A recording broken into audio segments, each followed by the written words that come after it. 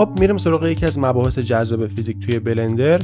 مثال خیلی خوبی هم هست و سوال خیلی از بچه‌ها بود، اینکه چطوری خب یه سری گل و گیاه وجود داره و میخواد که یک جسمی رو حالا از روش عبور کنه، برخورد کنه یا کلا رد بشه. بریم که ببینیم با چه تکنیکی میتونیم انجامش بدیم. برای آوردن گل و گیاه من از همین ادوین استفاده میکنم، قبلا آموزشش رو گذاشتم تو کانال. روی اسپام میذارم و از قسمت پلنتس روی یکی از این گیاها به دلخواه، مثلا من روی این میزنم و کالکشن نمیخوام، همینجا میک ادیتبل مطمئن میشم که تیکش هم فعال باشه. خب من اینو بزرگتر میکنم، کنترل A، آل ترانسفورم. خب البته من یه دونه گلدونم میخوام، میتونم این رو بهش اضافه کنم. ببینیم تا کجا بره داخل خاک، همینجا خوبه. خب اینو من رینیم کنم و این یکی رو هم پلنت. ببین از این ما باید حتما یه کپی بگیریم داشته باشیم، روی این باید تغییرات رو انجام بدیم. خب D4 اسمش رو تغییر دادم به D4. با این دوتا فعلا کاری ندارم، هایدش میکنم. ما الان با D4 کار داریم. اول از همه ما باید به این گیاهمون ضخامت بدیم به راحتی. از قسمت مادیفایرها بخش جنریت اینجا سالیدیفای وجود داره، یعنی که از قسمت سرچ میتونید سرچ کنید سالیدیفای رو اینجا بهش اضافه کنید. خب مقدار ضخامتش میخوام یه چیز بین 8 تا 12. خود عدد 8 نه، اینجا بیاید تایپ کنید 8 مثلا دهم صدم اینجوری. خب من یه ضخامتش رو ببینم خوبه، همینو اپلای میکنیم. حالا میرم تو قسمت جیومتری نود و روی همین گیاهه روی نیو میزنم. ببین اینجا من کنترل A رو میزنم، اول مش تو ولیوم رو اینجا وارد بکنم، ببین به شکل همون مه میشه. بعدش باید سرچ کنم ولیوم تو مش، یعنی برعکس این. ببین اینجا مش بود، اینجا دقیقا معکوسمونه.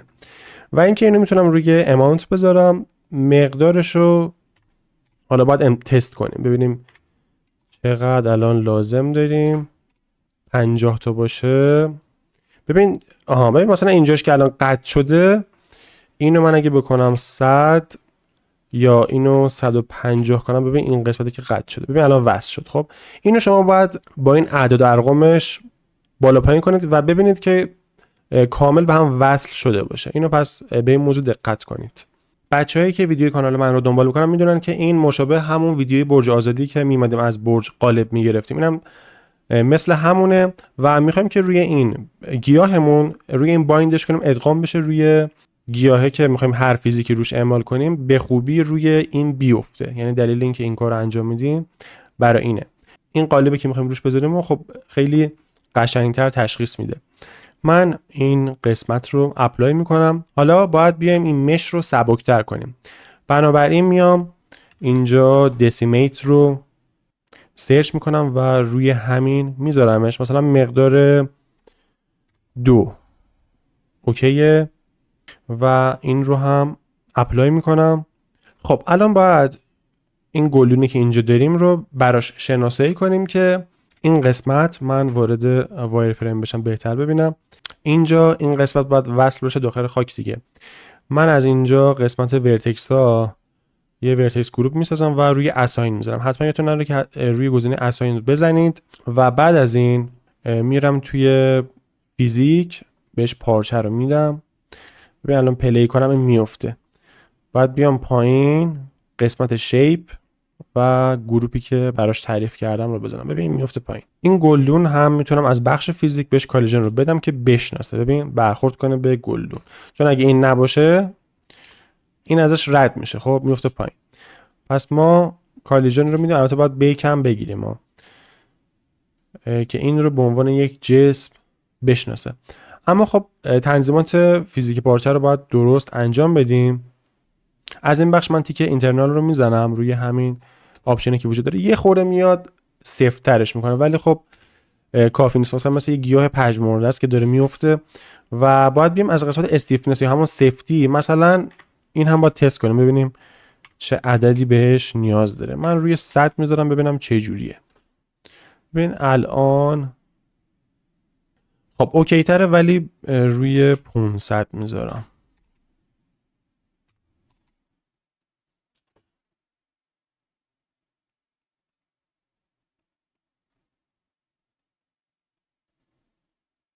خوبه بچه. یه خورده سنگینه، من اگه بخوام یه دسیمیتی هم باز بهش بدم که سبک ترش کنه و اپلای کنم، فکر کنم بهتر باشه. آره ببین FPS الان بهتره. اگه دیدید سنگینه اون بافت و حجمی که داره، خب بیاید دوباره دسیمیت رو انجام بدید که سبک تر بشه. الان من سبک ترش کردم، میبینی FPS رو اون موقع FPS 5 بود، الان شده روی 30. الان بهتره.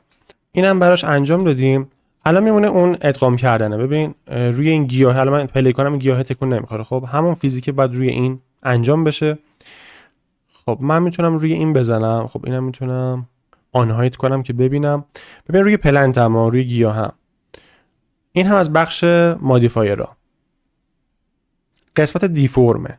میام پایین و سورفیس دیفورم رو از اینجا میزنم. اینجا تارگت رو انتخاب میکنم روی دیفورم.